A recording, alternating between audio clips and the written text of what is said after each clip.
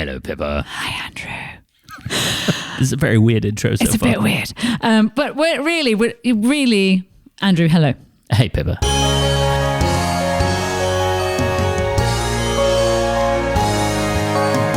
We are at the Museum of Comedy again. Yes, we are recording another episode of the Showstopper Podcast, our monthly chat with amazing people from the world of musical, theatre, improv and or comedy. And haven't we got an amazing guest today? Have we ever? We have the girl who ran down the road, Steph Parry. That's right, she's the girl who ran down the road, and you hear more about that in the episode, and that is definitely how she likes to be known at all times. Definitely. Don't even learn her name. No, just call her the girl that ran down the road. A really amazing career. A West End lead, an amazing person, funny person, a tall person. Very tall, looks a bit like Bette Midler. We recorded this episode back in November at the Museum of Comedy. We had Duncan Walsh Atkins on keys, and we had Dylan Emery in the room with us too. That's right, it was a little cuddle club. Come and cuddle with us.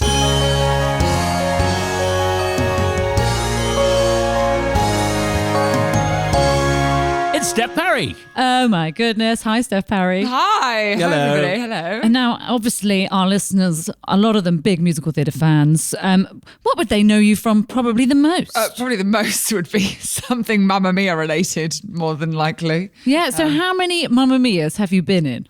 So I did the West End. I then went and covered on the international tour.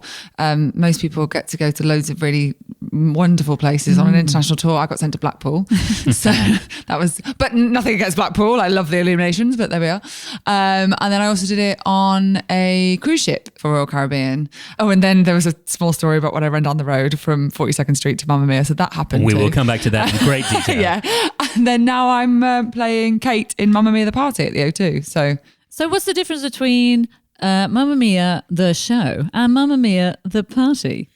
Well, the show is what you want, know the film as the storyline and everything, whereas Mamma Mia the Party is like an immersive dining experience where people come in and it's like they walk into a taverna in Greece, and the way that they've done it is incredible because you are just swept away in this experience, and you can kind of almost believe that you are there. The smells and the sounds and everything it's just incredible what they've done.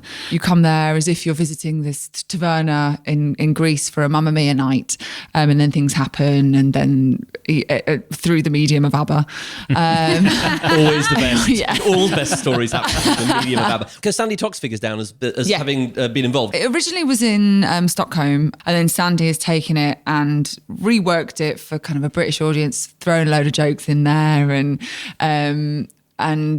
so it's, I think it's adapted by Sandy Toksvig. I think that's what it is. I think somebody even said recently, they were like, I can hear her writing. I can hear that it's her words. I love the reviews of the show. It's always like people going, well, I wasn't sure. I'm not really a big fan of ABBA. And then afterwards they go, oh my God, that was just so much fun. Like it's just the best. We have a lot of kind of men that seem to have been dragged there by their wives, and you can just see at the beginning of the show that they're like, I'm really thrilled to be here. And then by the end of the night, they're like, I'm swinging the napkin, having a wonderful time. And it just seems to, you can't help but get swept along, I think, in the atmosphere and the environment. So how much sort of improvisation happens in that? Do you have to respond to what people are doing and saying? Yes, I have a couple of moments with the audience. And so you try and stick to the script as much as possible. But as I'm sure you guys are well aware with the great British public, a lot of the time they don't want to stick to the script. So I do have to kind of be on my feet thinking at a moment's notice, they might throw something at me and I might have to come up with a little quip or something just to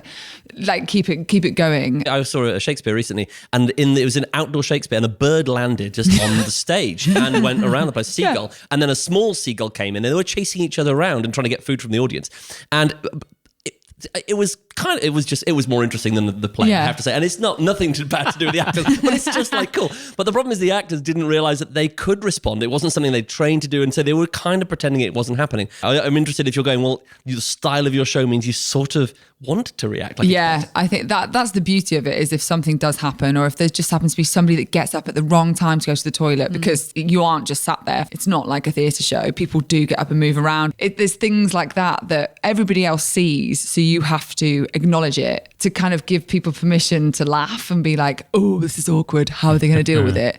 And we all just kind of respond to it and then laugh about it and then it's move on.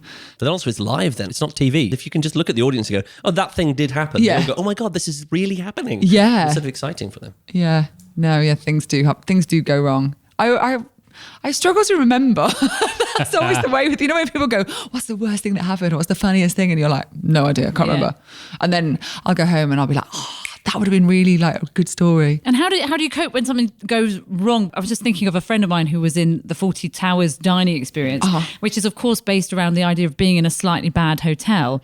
But they have paid for dinner, right? So the food kind of actually has to be of a quality. And he was saying they were in one venue where the food was really bad. So the audience were actually complaining about the food. So then he was like, well, Basil Fawlty would obviously be like, shut up, I don't care. Yeah. But he, as the actor, was then going, but I have a responsibility to these people to make sure they're having a good meal. So he was having to be slightly sarcastic and yet still solve the problem. Yeah. So has there been anything that's gone wrong where it's like, oh no, actually I do need to have to deal with this? I remember walking out one day and this table straight away, the first table I went to, they were like, they had their food and I was like, oh, everything looks great. And then they were like, yeah, we don't have any forks. And I was like, did you not know that in Greece we eat with our hands? That's what we do. You know, and it's just like, so you're trying to like make a joke about it and then you're like, but I will go and get somebody that will get you some cutlery. But, you know, it's like trying to, let's just keep it all light and fresh and make you laugh and then sort it out for you. And because we only opened 5 weeks ago and all the cast, most of us all came back. So we knew what we were doing. We knew exactly what to expect. And then there's all these waiters that are brand new and going, what is this place? And so it's almost like us as the cast are the experienced ones that go, don't worry, everybody, we've got this. We know how this runs. And now we've got the same people now all the time. So it's really working. Have you ever done any dinner theatre, Pippa? No, I haven't, but I think I'd be really good at it. in what way? Well, actually, you know what? I'd be the opposite problem, which would be I would be so happy going off script that then the other actors would be like, can we get back to the thing that we're actually supposed to be doing? And I'd be having a great time just playing around.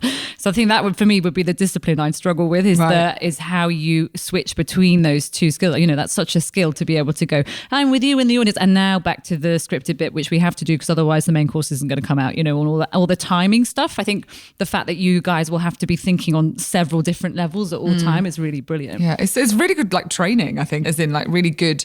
Like I see a lot of people like talking about how they get really distracted by theatre etiquette and the audience members and what people are doing in the fourth row. And I'm like, I've got somebody like literally in my face with a phone, like, or they're having a full on conversation about something that's completely unrelated to what we're doing.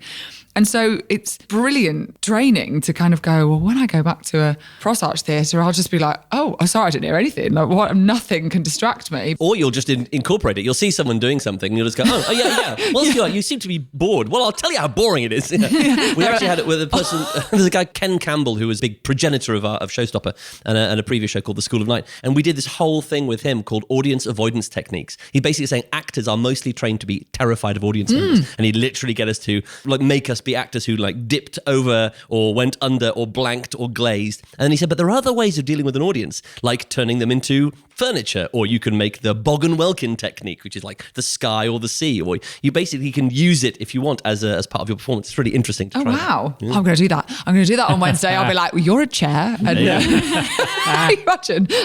Yeah. And what's that like as well? Because actually Mamma Mia, I feel, is one of the shows that has struggled a lot with the audience singing along, as in the West End show. But I went to see, a friend of ours was one of the dads for a year or so, and I went to see it 4 or 5 times because I love it. And there was this hen party and they were just really drunk and scream singing from the beginning, and the difficulty of the fourth wall, which is, you know, the West End, and ushers trying to stop them. So it must be quite strange to go from the show where you do have to ignore them, or I don't know, did you ever have to break the fourth wall and go, hey guys, can we be quiet? Or but then to be in a space where you can actually say, hey, excuse me, could you come off your phone please, because this is my taverna and you shouldn't be talking on the phone. Yeah, it's weird. It's like, because I remember singing The Winner Takes It All on the ship, and because they didn't have the ushers or anything like that, it was just depended on what people thought of theatre etiquette. And it was a lot of Americans and they were all very kind of, you know, sitting there listening to the show. And but we had a day where I think there was a quinceañera on and there was about 30 16-year-old girls all sat in the front row, and they were singing along to Winner Takes It All, but completely out of time with me. And it was really loud. And I remember being like, oh, well, this is the first time that I've kind of been really bothered by this, somebody singing along. And I always remember singing One of Us, actually, and somebody being sick in the balcony. And it was like, One of Us. And it was, like somebody, and I was just like, oh my God, like, what is going on?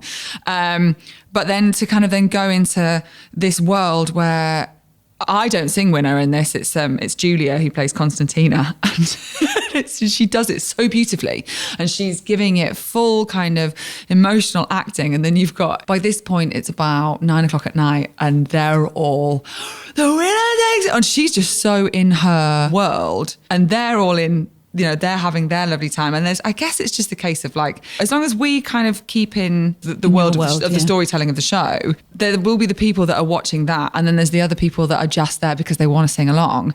So for me personally, I kind of go, as my job is to be able to dip in and out when it's appropriate, and to tell the story and be as focused as I can be on the other moments. There's also something kind of fascinating about the choice of song to sing along to, isn't there? Because everyone singing along to Voulez-Vous is very different to everybody singing along to the ballad of The Winner Takes It All.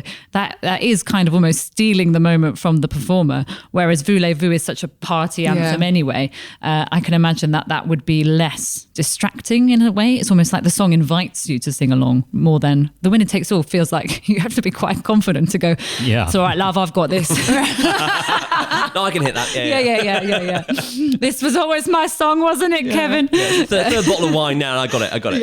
Yeah. That's it. Well, I feel like we should just talk about the amazing story that you skipped over earlier about when you ran from 42nd Street to cover Donna in the West End. Yeah. Which was made, guys, it made theatre news. It made actual It made the news. actual news. The Guardian wrote a story upon it. Exactly. So that must have been quite the experience. Talk us through it.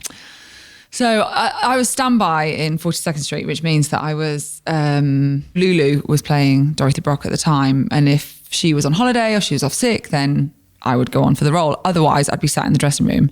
I was just sat in my dressing room and I got a phone call from the company manager, and Lulu had actually not been very well. I think she just had some throat stuff going on. And so when the phone rang, I was like, maybe he's telling me I'm on tomorrow or whatever. And he was just like, I'm just checking you're in the building. I said, I'm here. And this is about 8:05. So Mamma Mia had been going on for 20 minutes and we'd been running for 35. And he said, well, I've just had a phone call from Mamma Mia.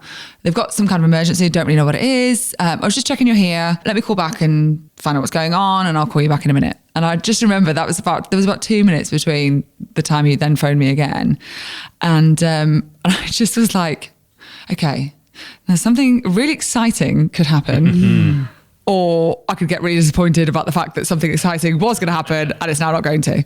I just remember thinking, right, I'm going to pack my bag, and I just, that's the bit that I remember more than anything, was just this weird limbo period of excitement, of something on the cusp of something really fun.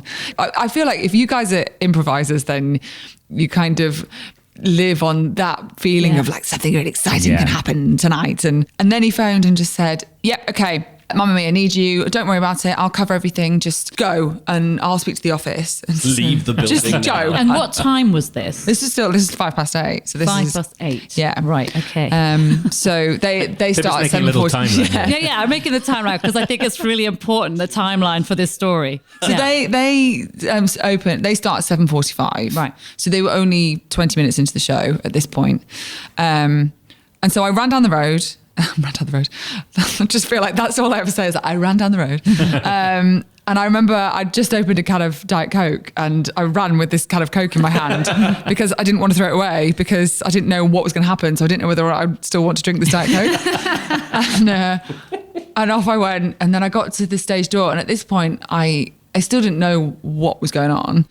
And there was loads of people at stage door. And then there was the general manager and he just went, "Can you do it?" And I said, I don't know what you're talking about. What do you want me to do? And he went, "Can you go on for Donna now?" And I just remember being obsessed with, where are you in the show? And he was like, "Mamma Mia." And I was like, okay. okay, yeah, okay, yes.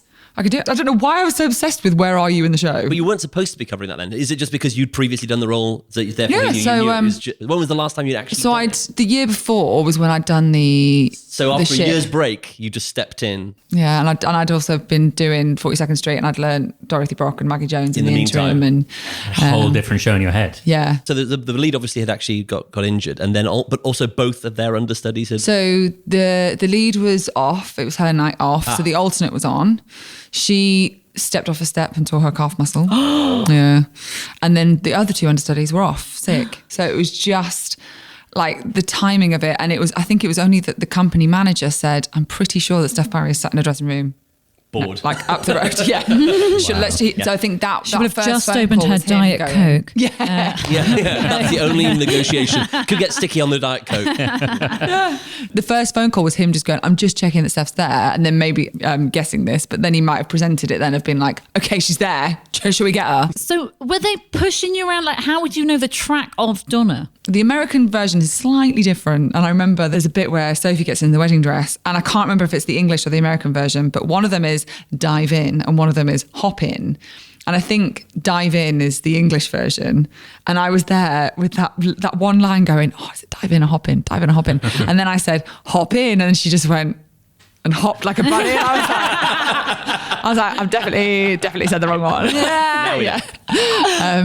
But yeah, so the whole show stopped for 18 minutes. And in that time was me getting called, getting into a costume, microphone, all that stuff. Wow. And so did the audience, were they told what had happened, or did you just appear as alternate lady? No, they apparently waited till I got in the building and then made an announcement of the lady playing Donna has sustained an injury, which means that she can no longer carry on with the show. Unfortunately, we have no other, they built it up. We have no other understudies in the building, so we would have to refund all your tickets and send you all home. However, we do have a girl who was in the show previously, who was in 42nd Street, and she's currently getting ready and will take over.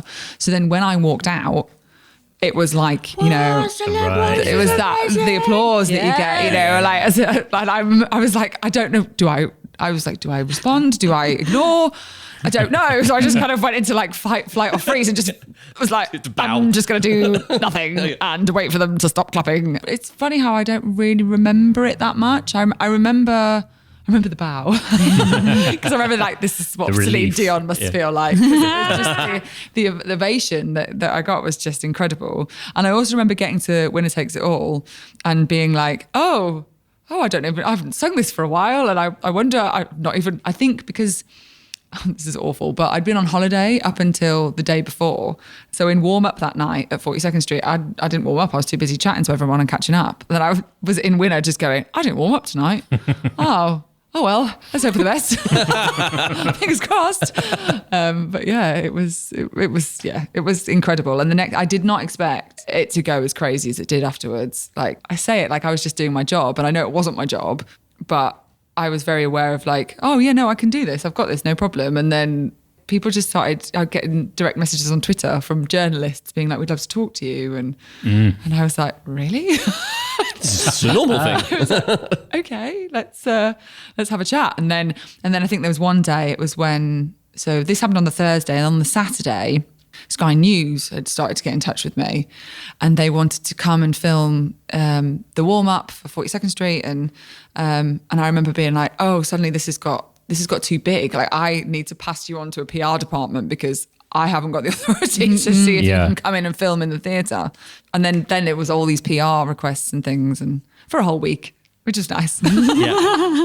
And then it died down. Indeed. But then afterwards, you took over as lead at 42nd Street full-time as well. Yeah. And I remember when I got 42nd Street, because that's the famous story of Catherine Zeta-Jones, when I think she was second cover for Peggy Sawyer, and I think she was seen by the producers, and that really set off her career. And I remember when I got the show and I thought, 42nd Street, that's where magic happens. And little did I know that it's going to happen in a different show whilst you're there. Were you not tempted to stand outside the stage door at Mamma Mia and say, I'll do it for £100,000? $100,000 million. Yeah. Can you imagine? I could have had them over a barrel. Well, with the producers, I went to see the producers, and they had an issue with the person who was going to play it in London. And so they had to ask Nathan Lane, and he just was like, well, yes, but okay, well, you have to pay me. It's just, that's an expensive decision you have to make. Yeah. And then Nathan Lane broke his back. Oh, wow. Didn't do the whole run. Yeah, Is yeah. it? I was lucky. Yeah. Oh my goodness. Yeah, I got like 6 tickets like right at the beginning and just said, who do I know who I want to love me for the rest of my life? Yeah, it was Richard Dreyfuss. Yeah, That's he right. was. He really struggled. Because he was going to have an earpiece, wasn't it? Because he's, in his own words, took too many drugs in the 70s and so can't remember anything. Oh, wow. Yeah, so it was nightmarishly complex and really, really difficult show. He just couldn't quite nail it. I mean, it would be a really hard show for anyone, but his background isn't musical theatre, am I correct? Yeah, I think so. Probably comes back to people not respecting musical theatre, am I right, guys? Sure. I heard he struggled with the dance track as well. Sue us, Richard Dreyfuss. One of our regular listeners. So you did a show at the Crazy Cocks as well. Yeah. It was called like that run down the street. The Girl Who Ran Down the Road. That's it? Yeah. I first started dabbling in solo shows when I was in Billy Elliot, and I didn't know what to call my show. And I remember calling it like Bette Midler, only taller. Because when you look at me, that's what you think. She's just like Bette Midler, she's just taller. Like, so then, I don't know, my show isn't even about the girl. It's just that I feel like that's who I am now. I'm the girl who ran down the road. And so it just became an obvious show title. I love doing solo shows because I just think it's our time as performers to show like who we are, and I don't know, what I enjoy to sing. And I do a lot of rewrites as well. I love to take a song and rewrite it. And But you had a show called Rewrites and Delights, didn't you? Batsy Barge. Yes, I did, yeah. I also thought that was a bit of a rubbish name, so just kind of went with the Girl Who Ran Down the Road. So people come not having a clue that I've got all these rewritten songs that are highly inappropriate. And I always have to apologise because my dad's usually in the audience, and I'm like, I'm so sorry, Dad, that you have to hear me say all this stuff that's you never want to hear your child talk about. I do quite a lot of solo stuff. It's always a panic. I don't know, do you guys get this? Where you worry people won't come to your show? Oh, yeah. Oh, yeah. Yeah. It's my biggest fear. I don't care. I don't worry about, the actual show being good or anything. It's just, the idea that there's no atmosphere and then just like a couple of people there gives me the actual. I'm feeling it now. Yeah, totally. Well, I think the joy of starting in stand-up comedy for me was my experience for about 7 or 8 years, was performing to 2-3 people anyway, and then showstopper, because it grew so gradually as well. We would do shows to quite small audiences in tiny places for so long, but there is something very different about you're doing a show by yourself. It does feel much more like you're responsible for it, and also if the tickets don't sell, they just don't want to see you. Even though, of course, the reality is there's just so much to choose from. The worst thing people say is, "Oh, did you do a show? Oh my God, I would have come if I'd known." You'd be like, "But I retweeted it like 7,000 times." So it just shows you how the algorithms are constantly working against you. I do keep telling myself, I'm like, one day I'll put those tickets on sale and they'll literally just go like, come on. But it's also this thing of how is your social network, and how many Instagram followers do you have? And it almost feels like that's something that drama schools should be teaching, is like, you've got to potentially, if you're going to be a star, maintain some kind of social media presence. Otherwise, I think they do teach that now, I think, to be actually. fair, they do. Is that actually? Well, I'm very Yes, Absolutely. Yeah, because I remember when I first signed with my agent, it was try not to put too much stuff on YouTube because it burns up material. So that that's how old I am, everyone. But now, of course, it's make sure you've got stuff on YouTube. Make sure you've got clips. Make sure you've got loads of stuff. So if someone clicks on one clip, they then click on another clip. So there's no good having 2 clips on YouTube. You need to have enough that people can get into some kind of Pippa cycle. And the same with Showstopper. We're all in a Pippa cycle. Everyone's in a Pippa cycle. But even Showstopper, we've got so much content online. And to begin with, we didn't put anything online really because there's this whole idea of improvisation is in the moment. But if you can set it so that the audience can leap into the moment that the recording happened, then actually they can be part of the magic that occurs. But it can be really fun because, again, one of the reasons you said you enjoy the solo shows is because you get to be like, this is actually what I like doing. Yes, I can play Don, and yes, I was in 42nd Street, but actually there's this other part of me. And so that is one of the things that the social media does allow you to do, is go, oh, welcome to my world, so that you feel like you're kind of presenting the whole of you rather than people going, oh, yes, you just like to do West End shows. Yeah. Okay, that's who you are. Let me put you in that box. Yeah. I'm many boxes, darling. Yes. I would ask a question. How was doing the Pirate Queen? Oh, yeah, it was fun. It was mad because I was doing Mamma Mia the Party at the same time. Oh, wow, okay. And so I was rehearsing for Pirate Queen in the day. And then I also got my first ITV drama, which happened to film on the day of the concert. And I was like... Oh, wow. What was it? What did you do? Unforgotten. Oh, yes. Who were you in that? I was the doctor who tried to save Cassie, Nicola Walker. Yes, that's right, because I saw it and I went, oh, Steph Parry, that one who ran down the road. Yeah, was that fun? Because I don't really know that one because it happened at Broadway and then it sort of stopped. But And we should, just for listeners who aren't familiar, this is Pirate Queen by Boublil and Schoenberg, who wrote Les Mis. Yeah, and Claude Michel was there in rehearsals. Oh, really? Wow. Yeah, and Alain Boublil came for the Sitz probe, so they were both sat there, and it was it was a one-off, right? Charity. It was just something? one night. Yeah. Hannah Waddingham, who's a kind of friend of ours, she was there as well. Is it? So I've loved Hannah Waddingham since I was straight out of drama school. I just saw her as this, inspiration. I think she was this tall goddess that I was like, you're amazing. And, I think I'd had it drilled into me that you need to be in the ensemble and you're too tall, but so you need to try and fit in. I tried to fit in for a long time, I think, and tried to make myself be shorter or whatever. And then there was this woman that was like this gazelle. So then to then work with her and it was just incredible. And also I love the fact because she's like you say sort of beautiful and tall and incredibly impressive with this amazing voice, and then she's such a clown. Like she doesn't take herself seriously. She totally will do pratfalls for the sake of the gag. Yeah, she's hilarious and so lovely. And I don't know, she just we had a chat actually about being tall, and she was just like, you must embrace it, and and I was like, yes, I will. But yeah, and then she was just incredible in the show, and just and now to see how her career Ted Lasso suddenly is like boom. It's my mum told me that she's doing Hocus Pocus too. That's right, Hocus Pocus 2 with Bette Midler, who looks like you. Oh, Yeah, she's like a short version of you. It all comes full circle. Going back to Pirate Queen, Claude Michel Schoenberg was in the room. You were saying, what's he like to work with? What's he like? Is he like? He's lovely, very serious. Just kind of would sit there and listen and probably think, I wrote this. That's what I was like. I wrote this. Yeah, look at me. I'm that's well good bit. successful. Yeah. I'm just going to give myself a round of applause. Being quietly French. And then he was just quietly French. Yeah. Great. No, I don't know. I didn't really talk to him much. I just was like, that's Claude Michel. Also interesting because it was co-written with a couple with Richard Maltby and John Dempsey. Am I right in saying this one premiered in Broadway? So the Boublil worked on the French lyrics, but in conjunction with Maltby and Dempsey, rather than as with Les Mis as a French production that then gets translated. They translate. Herbert Kressmer worked on. I think Richard Maltby worked on Miss Saigon. Maybe? I see. Okay. Yeah, your musical theatre. We call him musical theatre Google. Yes, I looked it up. Yeah. I just sit next to him so that I don't have to think about it.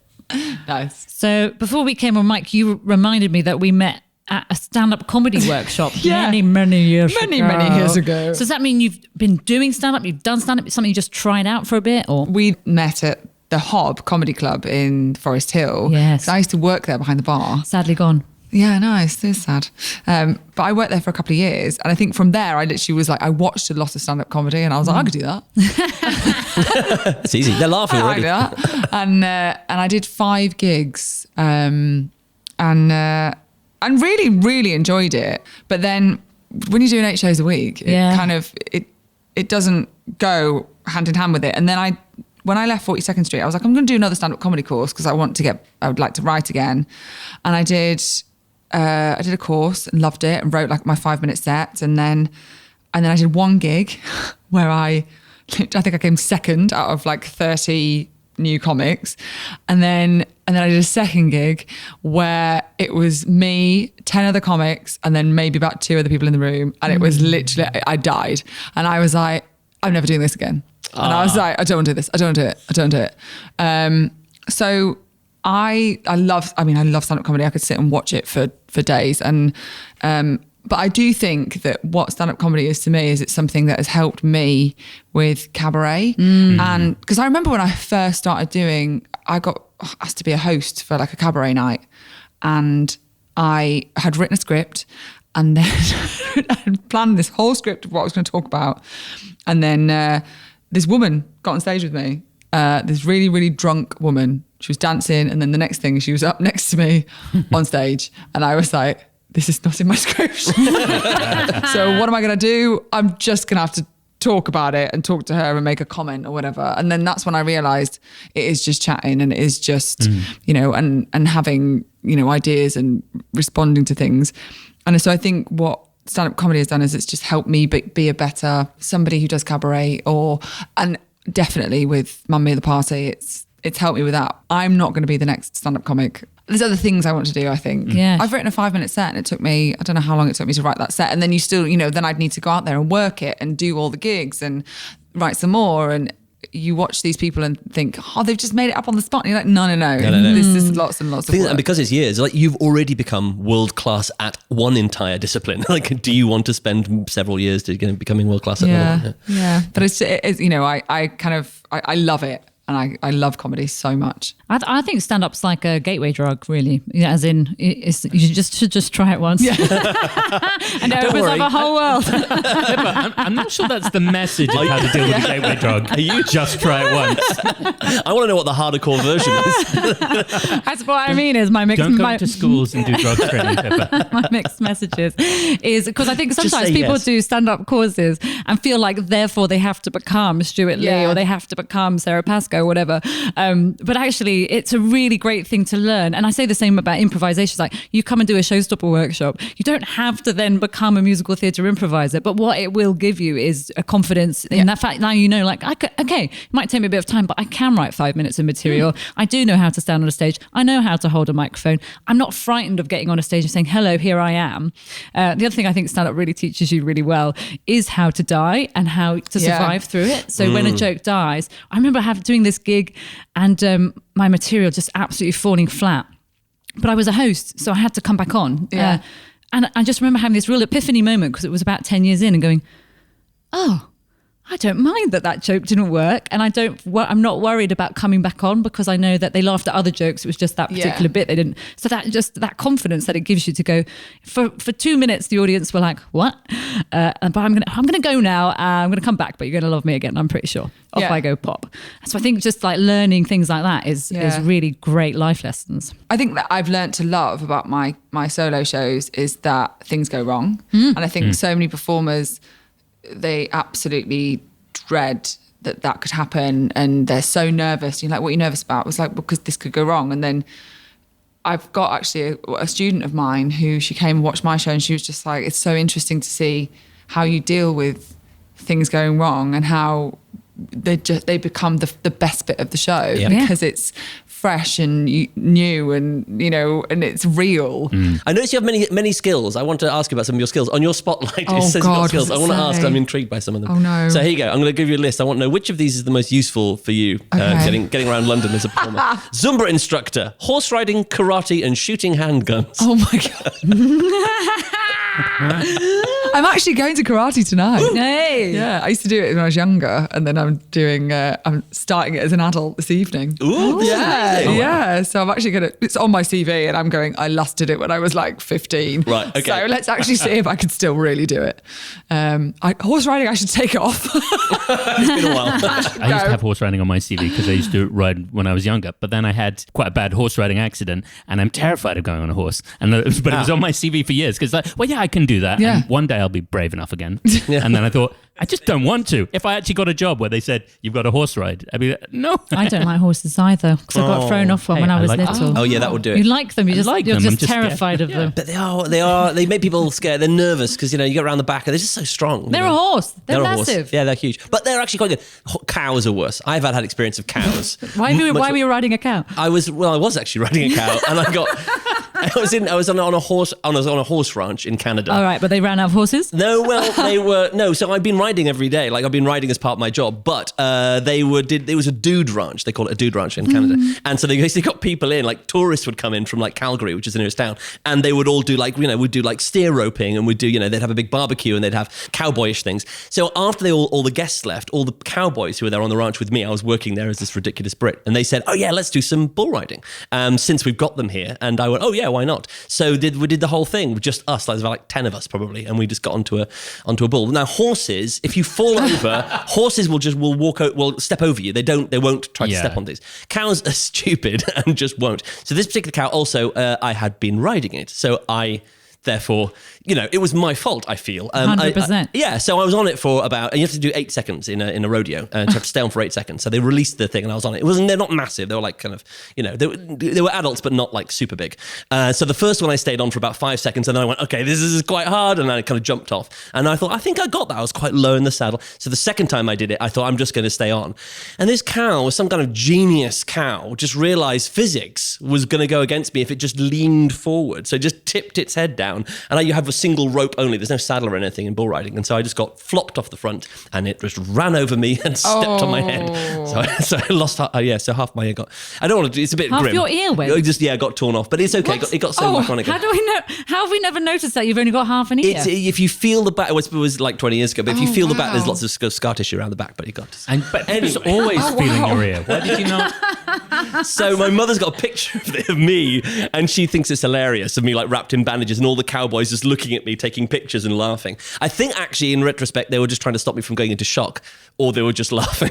Steph, before we do a whole podcast of cows versus horses, would you like to sing an improv song with us? Yes, I'm scared, but yes. We will look after you and it will be fun. Okay.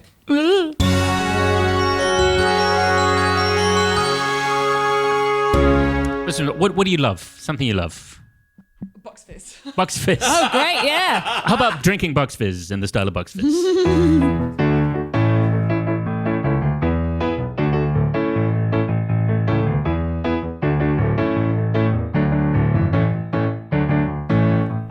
You put the orange juice in the glass. You put the champagne in. You get some ice cubes, you rattle them around, and then you get right in. Some people call it a mimosa. Some people call it a drink. But I don't care what you call it, as long as you give it me, I don't care what you think. Bucks Fizz. I love a Bucks Fizz. Bucks Fizz, yeah, I love a Bucks Fizz. Bucks Fizz. I love a Bucks Fizz. Just give me a drink. Bucks Fizz, I love a Bucks Fizz. Bucks Fizz, yeah, I love a Bucks Fizz. Bucks Fizz, I love a Bucks Fizz. Just give me a drink. Maybe you can pour it in a glass and I'll drink it in a really tall flute. Or maybe I can take it on a swimming pool and I'll drink it while going down the chute. And maybe I'll give a glass to you if you can steal my heart one more time. Or maybe I'll say, oh, to you all, because it's mine. Bucks Fizz, I love a Bucks Fizz. Bucks Fizz, I love a Bucks Fizz. Bucks Fizz, I love a Bucks Fizz. Just give me a drink. Bucks Fizz, I love a Bucks Fizz. Bucks Fizz, I love a Bucks Fizz. Bucks Fizz, I love a Bucks Fizz. Just give me a drink. Just give me a drink. Just give me a drink. Just give me a drink. Yeah. Cha-cha-cha. That was so great. Thank you so much, Steph, for coming. Oh, thank you so much for having me. What fun. How did it feel? You were nervous before singing. How was it doing it? Oh, I literally just want to stay here all afternoon to do more. Yay! So, Steph, what are you doing at the moment? What can people come and see you in? I am in Mamma Mia The Party down at the O2. So please do come along and come and sing some ABBA, swing some napkins and maybe have a Bucks Fizz.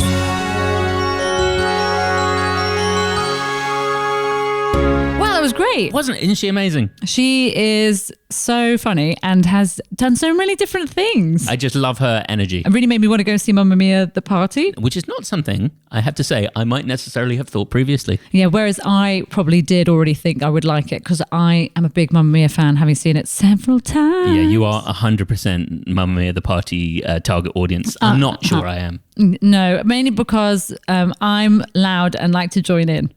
Very much. And I'm not, apparently. You're very quiet. You sit in a corner. You don't like any attention. I don't like attention. No. Very much in the wrong career. No. You see, the thing is, you and Steph were talking about people joining in and Mamma Mia, and it strikes me, people don't generally join in during being alive. And also they don't join in Showstopper until we invite them because they have to learn the song because it's always a new song. It's sort of our goal to get audience to join in and sing with us though, isn't it? It's like we know we've done a good job if they're singing. That's right. We did a show in Bolton a couple of weeks back, which is now 7 months back probably. And the audience were joining in on the first song. Oh, yes, they were. Yeah, Holy Moses Gate. Holy Moses Gate, yeah. It was a really great time. We were like, this is going to go off the charts, and it did. I mean, I think they joined in because you went, come on, sing along with us. That's the way to do it, folks. Ask for forgiveness, not permission. No, exactly. I'd like to give you permission and forgiveness if you would like to rate this podcast. Oh, me personally? No, not I you, give it Andrew. 5 stars. Oh, yeah. Well, no, I would too. I mean, I already have, obviously. Yeah. But we can't just be you and me giving it 5 stars. No. We need our listeners to be giving it 5 stars. That's right. On Apple Podcasts or wherever you are currently listening to this podcast. Absolutely. Share it on your social media. You can copy us in at The Showstoppers if you're on the Twitter, or at Showstopper Musical if you're on Instagram. / The Showstoppers on the Facebook. And while you're at it, why not visit our website, www.showstopperthemusical.com. Yeah, because there you can find out where you might see us next live. Exactly. You can send us a little message, say how you enjoyed this month's guest, and tell us who you'd like to see on another episode of the Showstopper podcast. Yeah, that would be really great. We'd love to hear your suggestions. But for now, I'd like to go home, please. You may go home. Thank you. Goodbye.